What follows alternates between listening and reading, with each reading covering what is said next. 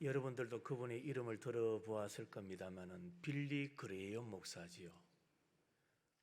우리나라에서는 빌리 그레이엄 목사라 그렇게 많이 이름이 전해졌습니다. 그런데 이 빌리 그레이엄 목사님은 어려서부터 이런 탁월한 능력이나 재능이 있어서 세계적인 부흥사가 될 수 있었던 게 아닙니다. 그는 어려서 동네 사람들의 눈살을 찌푸리는 골칫덩어리 아이였다고 합니다. 동네 사람들은 어린 빌리 그레이엄을 보면서 이야, 저 아이가 나중에 크면 뭐가 되겠나? 그러면서 늘 걱정하던 그런 아이였다고 합니다. 그런데 빌리 그레이엄을 보는 할머니의 시선은 달랐습니다.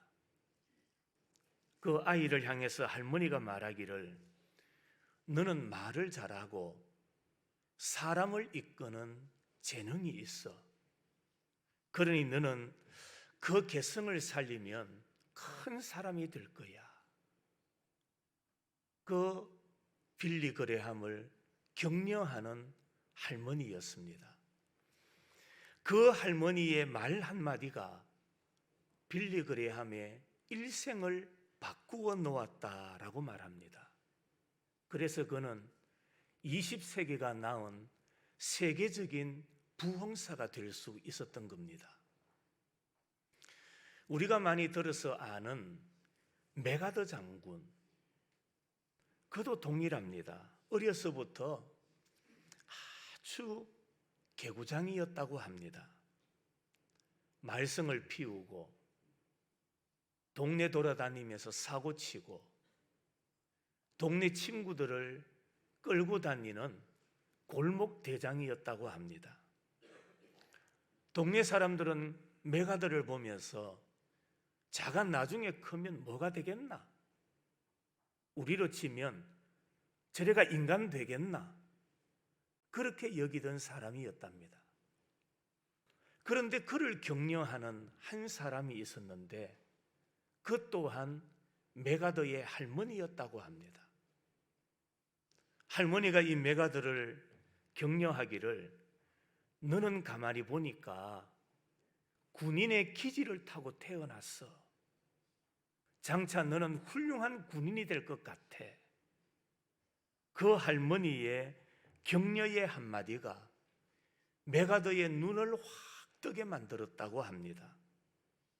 그래서 그는 결국에 위대한 군인이 되었지요. 그렇습니다.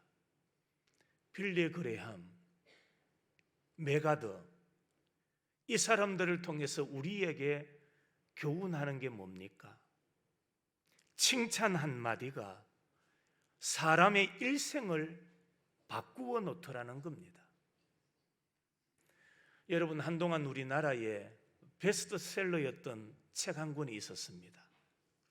칭찬은 무엇도 고래도 뭐하게 한다?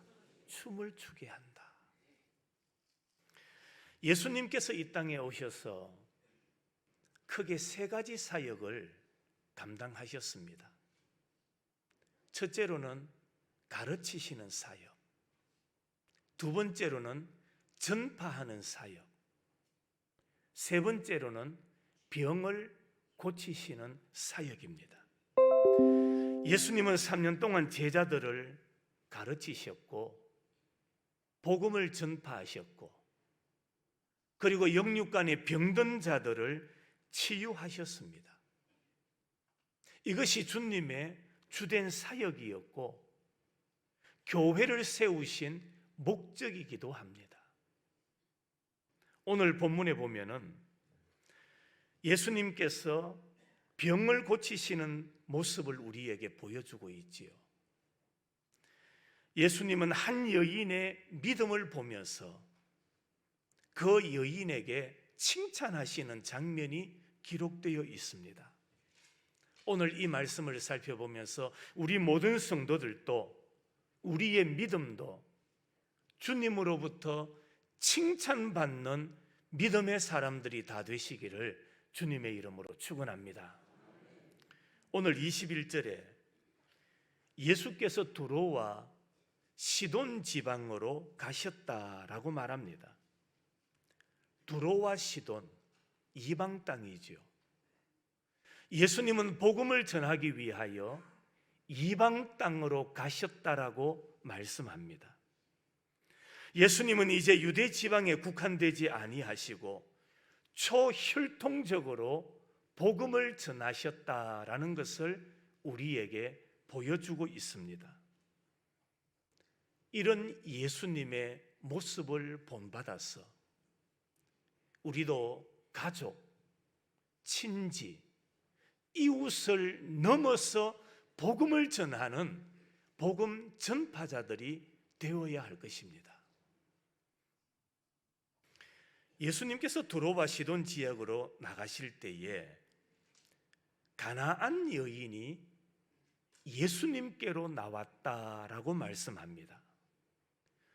이 여인이 예수님께 나와서 소리를 질렀다, 그렇게 말씀을 하지요.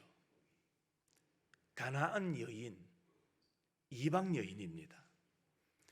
구약 성경 호세아서를 배경으로 볼 때에 여호수아가 가나안 땅을 정복하고 난 후 그 가나안에 살고 있는 족속들이 북쪽 지역으로 피난을 갑니다. 그리고 그곳에서 정착하여 사는데 그 지역을 말씀하고 있습니다. 다른 성경에 보면 수로보니게 여인이라 그렇게 표현하기도 합니다. 수리아 지역에서 통치를 받는 베니게라는 지역이라는 말입니다. 그런데 이 여인이 예수님께 나와서 소리를 질렀다라고 말합니다. 소리를 질렀다. 여러분, 사람이 평상시에 함부로 소리를 지르지 않습니다. 사람이 어울려서 이야기할 때도 보면 소리를 크게 내는 사람이 있는가 하면은 조용한 소리로 이렇게 대화를 나누는 사람들이 있지요. 여기서 여인이 나와서 크게 소리를 질렀다라는 이 말은 자기의 신분을 외면한 채 절박한 심정을 가졌다는 겁니다. 마음에 절박함이 있었기 때문에 소리를 지를 수가 있는 거예요. 이 여인이 무엇이라고 소리를 지릅니까? 주 다윗의 자손이요. 주 다윗의 자손이요. 이것은 이 여인의 놀라운 신앙의 고백입니다. 예수님을 누구라고 부르고 있습니까? 주라고 부르고 있습니다. 주님, 예수님을 지금 주님으로 보고 있다라는 말입니다. 예수님을 나의 왕, 나의 주, 나의 인생의 모든 문제들을 해결해 주시는 주님이십니다. 오늘 이 여인은 우리의 영원한 생명이 되시는 주 다윗의 자손이여, 그렇게 외치고 있는 겁니다. 여러분, 신앙의 본질이 뭡니까? 신앙은 주님을 주님으로 믿고 고백하고 주님을 의지하는 것, 그것이 바로 신앙의 본질입니다. 신앙은 형식이 아니라 본질입니다. 신앙은 껍데기가 아니라 알맹이입니다. 주님을 나의 신앙의 주인으로 알고 나의 신앙의 주인으로 고백하고 그 주님을 의지하면서 살아가는 우리 의성교회 모든 성도들이 되시기를 주님의 이름으로 축원합니다. 이 여인이 주 다윗의 자손이여 라고 외친 다음에 뭐라고 말합니까? 나를, 한번 따라 하실까요? 나를 불쌍히 여기소서. 한 번 더 따라합니다. 나를 불쌍히 여기소서. 여러분, 이 여인은 주님을 분명히 알았습니다. 그리고 그 주님을 믿었습니다. 그리고 자기의 모든 문제를 주님께 맡기고 주님께서 해결해 주실 것을 요청하고 있는 겁니다. 다시 말합니다. 누가 자기의 문제를 맡길 수 있습니까? 어떤 사람에게 내 문제를 해결해 주도록 요청할 수 있을까요? 내가 믿고, 내가 의지하고, 내가 신뢰하는 분에게 나의 모든 것을 맡길 수가 있는 겁니다. 오늘 이 여인이 그랬습니다. 주 예수여, 나를 불쌍히 여기소서. 그는 예수님을 의지하고 예수님을 믿을 뿐만 아니라 예수님을 믿는 믿음으로 자기의 모든 문제를 예수님께 맡겼던 것입니다. 구약 성경에 보면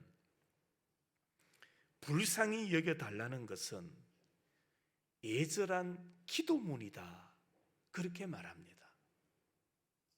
그래서 시편을 읽어보면 나를 불쌍히 여겨달라는 말이 많이 나옵니다. 누가복음에도 보면은 맹인 거지 바디메오가 길가에 앉았다가 예수님께서 지나가신다라는 소리를 듣고 다윗의 자손 예수여, 나를 어떻게 여겨달라? 불쌍히 여겨달라라고 외쳤던 그 외침과 같은 내용인 겁니다. 이 여인의 삶의 문제, 인생의 딜레마, 그 인생의 모든 문제를 한마디로 딱 축약하면은 불쌍히 여겨 주옵소서, 바로 이거였습니다. 주여, 나를 불쌍히 여겨 주옵소서. 그렇습니다.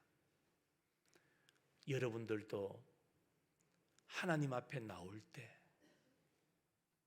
하나님 앞에 나와 기도할 때에 주님, 나를 불쌍히 여겨 주옵소서, 이 마음으로 예배하시고, 주님, 나를 불쌍히 여겨 주옵소서, 이 기도가 하나님 앞에 올려드리는 여러분의 기도가 되기를 바랍니다. 여인이 예수님께 소리를 지릅니다. 주여, 나를 불쌍히 여겨 주옵소서. 내 딸이 흉악하게 귀신 들렸나이다. 오늘 성경에 흉악하게 귀신 들렸다, 이 말은 아주 어렵고 힘든 병이 들었습니다. 그래서 내 딸이 아주 위험한 상태에 놓였습니다. 바로 그 말입니다. 여러분, 우리도 자신뿐만 아니라 자녀들에게 부족한 모습들이 있을 겁니다. 그런데 대체로 사람들을 보면 자기 문제보다도 자식에게 문제가 있고 단점이 있다면 그것을 남들에게 함부로 말하지 않습니다. 친한 사람이라 할지라도 자녀의 단점을 여러분은 그냥 이야기하시나요? 이야기하지 않아요. 그냥 부모가 그 단점을 가슴에 안고 끙끙 앓기도 하고, 어떤 이들은 그 단점을 가지고 하나님 앞에 나와 기도를 하지요. 그런데 오늘 이 여인을 보세요. 이 여인은 공개적입니다. 자식 자녀의 아픔을 주님께 해결해 달라고 기도하고 있는 거예요. 그것도 이 딸에게 있어서 어떤 약점입니까? 어떤 단점입니까? 내 딸이 좀 아픕니다. 내 딸이 좀 못났습니다. 그건 소문나도 그래도 살아가는데 별 어려움이 없어요. 그런데 이 여인의 고백을 보세요. 내 딸이 흉악한 무엇? 귀신에 들렸습니다. 여러분, 이거 사람의 입을 통해서 한번 소문나 보세요. 이 딸의 장래가 어떻겠어요? 시집은 제대로 갈 수 있을까요? 흉악한 귀신에 들린 그 딸에게 다가와서 친구가 되어 주려고 하는 사람이 있을까요?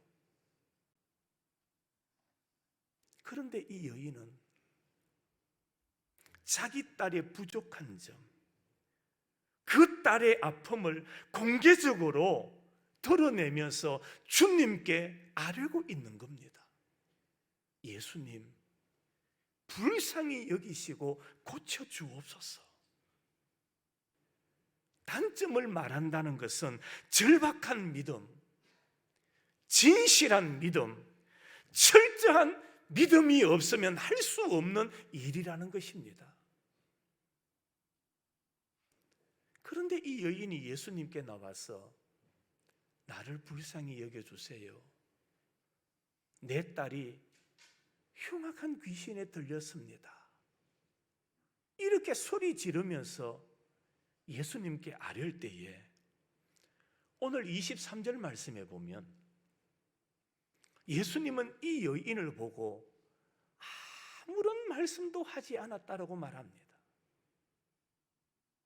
우리가 보기에는 이렇게 절규하는 여인이라면 예수님께서 다가가셔서 손이라도 잡아주시든지 아니면 등이라도 토닥토닥 해주시든지 아니면 이렇게 절규하는 여인을 보면서 이렇게 안아주신다든지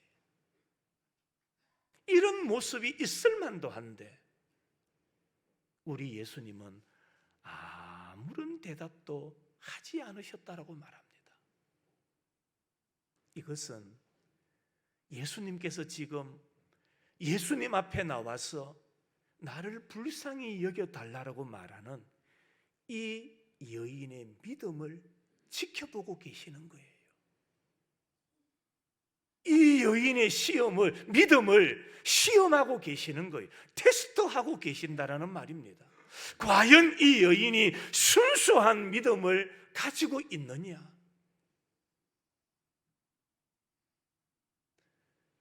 그런데 이런 상황에서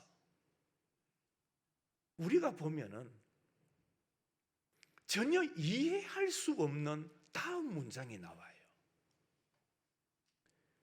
이런 상황에서 등장하는 사람들이 누구냐? 예수님의 제자들입니다. 불쌍한 여인이 예수님, 나를 긍휼히 여겨주세요. 내 딸이 흉악한 귀신에 들렸습니다.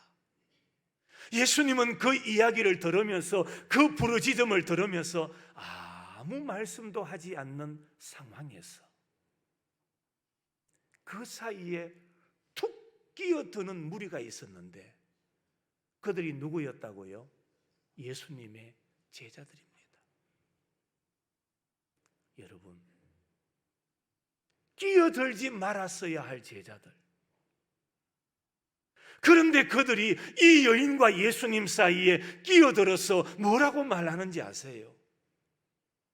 예수님, 저 여인을 보세요. 너무 시끄러워요.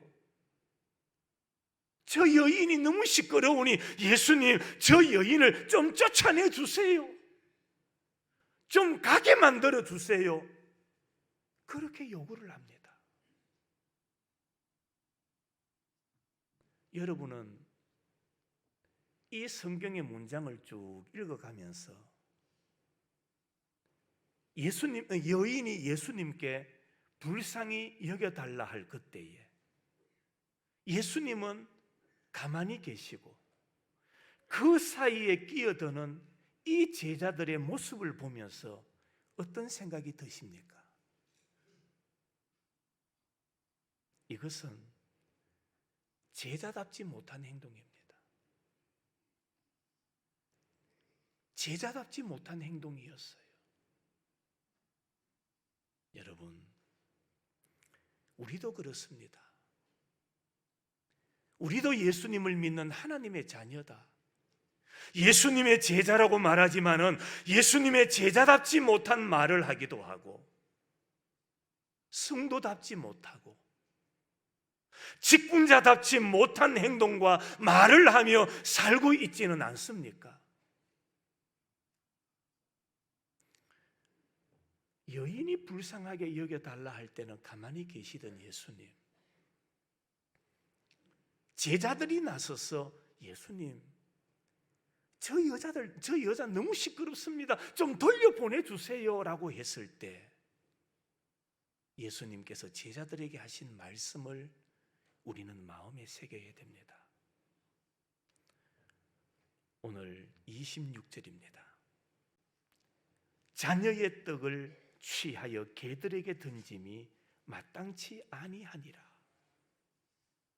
그러면서 24절부터 보겠습니다. 나는 이스라엘 집에 잃어버린 양 외에는 다른 데로 보내심을 받지 아니하였노라.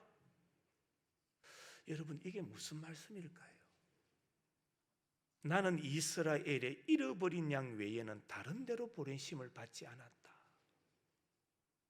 여러분, 이 말씀을 우리는 집중해야 됩니다. 예수님, 저 시끄러운 여자를 좀 돌려보내주세요라고 할 때에 예수님께서 하신 말씀이 뭐냐? 내가 이 땅에 온 것은 너를 구원하기 위해서 온 게 아니다. 다르게 표현하면 너희들만 구원하기 위하여 내가 이 땅에 온 것이 아니다. 너희도 구원받아야 할 자지만 지금도 나를 불쌍히 여겨달라 하는 저 여인을 구원하기 위하여 예수님이 이 땅에 오셨다라는 것을 제자들에게 가르치고 계시는 겁니다. 성도 여러분, 예수님께서 이 땅에 오신 이유가 뭡니까? 죄 많고 허물 많은 나를 구원하시기 위하여도 오셨지만 지금도 이 세상에 나를 불쌍히 여겨주세요라고 고백하고 있는 그 한 사람을 구원하기 위하여 예수님이 이 땅에 오셨다라는 사실을 잊지 마라. 바로 그 말씀입니다. 그들을 잊지 마라. 그 말을 듣고 이 여인이 예수님께 절하면서 도움을 호소하지요. 여기서 절한다라는 말은 항복한다라는 말입니다. 그리고는 26절에 여인이 이렇게 고백합니다. 예수님이 말씀합니다. 자녀의 떡을 취하여 개들에게 던짐이 마땅하지 아니하니라. 자, 요즘 사회는 개를 아주 가까이 키웁니다. 마당에서도 키우지만은 어디에서 키우는 사람이 많습니까? 집안에서 같이 사람들과 뒹굴면서 이 애완견으로 키우는 분들이 많죠. 그러나 여러분, 여기서 말하는 개는 불결하고 비천하고 탐욕을 상징하는 동물입니다. 개는 자기가 토했던 것을 뭐합니까? 먹는 동물이 개입니다. 그런데 이 여인은 자기의 자존심을 뭐같이 여기고 있느냐? 개같이 여기고 있는 거예요. 우리는 이 말씀을 보면서 우리가 예수님 앞에 나오면서 우리가 가져야 될 마음의 자세를 깨닫게 됩니다. 예수님 앞에 나오는 성도들, 예수님 앞에 나와서 예배드리는 우리 성도들이 가져야 될 중요한 자세가 뭡니까? 그것은 바로 자기의 자존심을 내려놓는 겁니다. 한번 따라 하실까요? 자기의 자존심을 내려놓아야 됩니다. 예수님 앞에 나오는 사람은 자기의 자존심을 버려야 한다는 말입니다. 자기의 자존심을 버리고 나와야 하나님께서 역사하시는 겁니다. 자존심을 버리고 나와야 하나님의 역사하심의 은혜를 우리가 경험하게 되는 겁니다.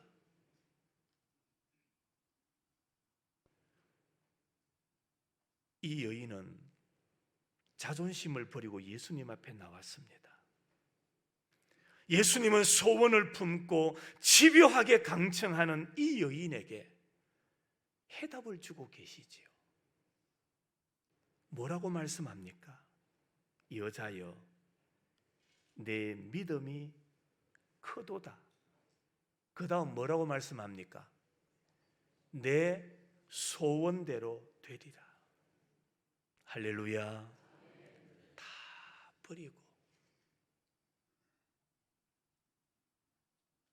다 내려놓고 주님 앞에 나왔더니 예수님은 이 여인을 향하여 내 믿음이 크다, 내 소원대로 되라, 그렇게 말씀하셨습니다. 자존심도 버리고 인내와 겸손의 믿음을 가지고 시험 앞에서도 포기하지 아니하였던 이 여인, 예수님은 이 여인을 칭찬하셨습니다. 여러분 한번 보십시오. 세상적으로 보면 이 여인은 칭찬받을 만한 환경이 아닙니다. 여인이 예수님 앞에 나와야 되고 제자들로부터 무시를 당하고 딸 하나 있는데 그 딸이 지금 무엇에 걸려 있고 흉악한 귀신에 들려 있고, 한번 생각해 보십시오.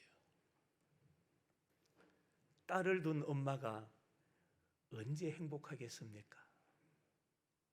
잘 자라고 예쁘게 자라고 화장해서 이쁘고 이쁜 옷 입고 예쁘게 나가고, 그 모습 보면 엄마 아버지가 얼마나 행복합니까? 그랬어야 할 엄마요 딸인데 흉악한 귀신에 들려 있으니 어디 나갈 수가 있나요? 친구가 있을까요? 여러분, 환경적으로 보면 보잘것없는 여인이었습니다. 전혀 사람들에게, 공동체에, 무리에, 이웃에게 내놓을 것이 없는 여인이었어요. 그런데 보세요, 예수님은 이 여인을 영적으로 보시고 믿음으로 보고 계시는 겁니다. 그리고는 이 여인을 향하여 큰 믿음의 사람이라고 칭찬하고 계시는 겁니다. 성도 여러분, 우리가 이 세상을 살면서 외적으로 드러낼 만한 요소가 없어도 괜찮아요. 인물이 남들 앞에 탁월하게 아름답지 못하도 괜찮아요.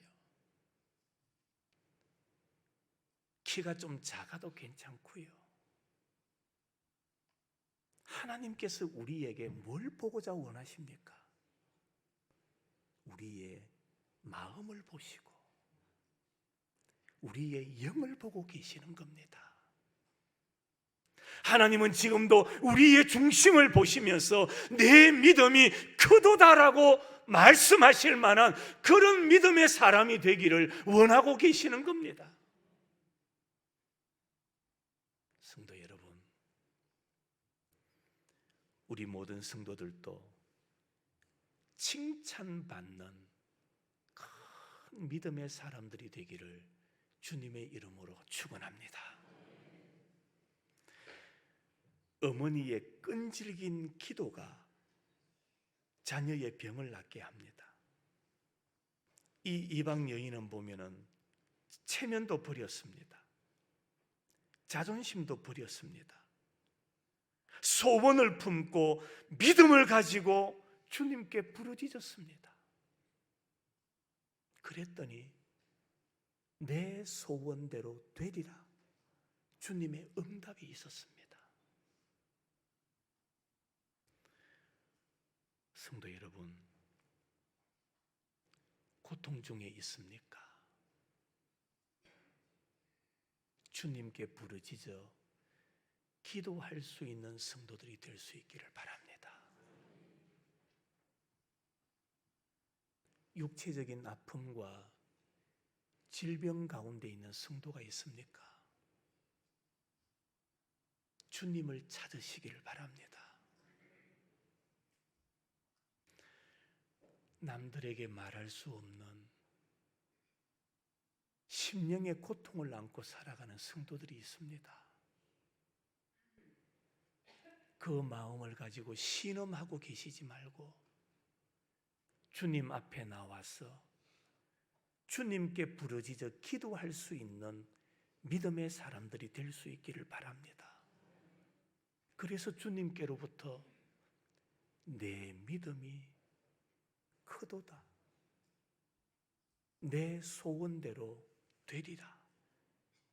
여러분, 이런 응답과 칭찬을 받는 믿음의 사람이 되어서 오직 하나님께만 영광 돌리며 살아가는 거룩한 믿음의 성도들이 되시기를 주님의 이름으로 축원합니다.